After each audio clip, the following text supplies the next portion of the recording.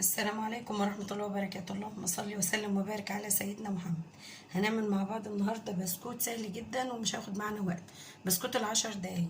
المكونات بتاعتي معايا كوباية ونص سكر بودر. طبعا المكونات دي انا مضاعفاها، لو انت عايزة تعملي بيضة واحدة اللي بقى الكمية. دلوقتي معايا كوباية ونص سكر بودر، معايا 3 حبات بيض، معايا فانيليا، معايا معلقة صغيرة بيكنج بودر، ومعايا كوباية ونص زيت، ومعايا 6 معالق كاستر، ومعايا 4 معالق كاكاو خام. فهنسمي اللي هنحط المكونات بتاعتنا في الخلاط. معايا كده في الخلاط هحط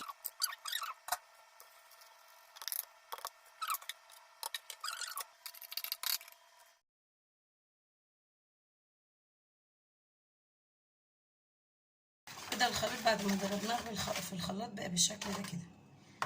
حطينا البيض والسكر والزيت والفانيليا، هنحط بقى دلوقتي الكاستر.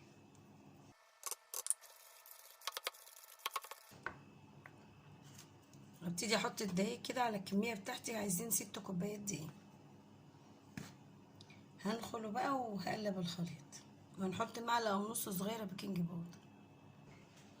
هو كده العجينه عجنتها، بس انا هي كده لسه ملزقه معايا. هقسم بقى نص الخليط ده هعمله بالكاكاو، والنص التاني هحط عليه دقيق لحد ما تلم معايا.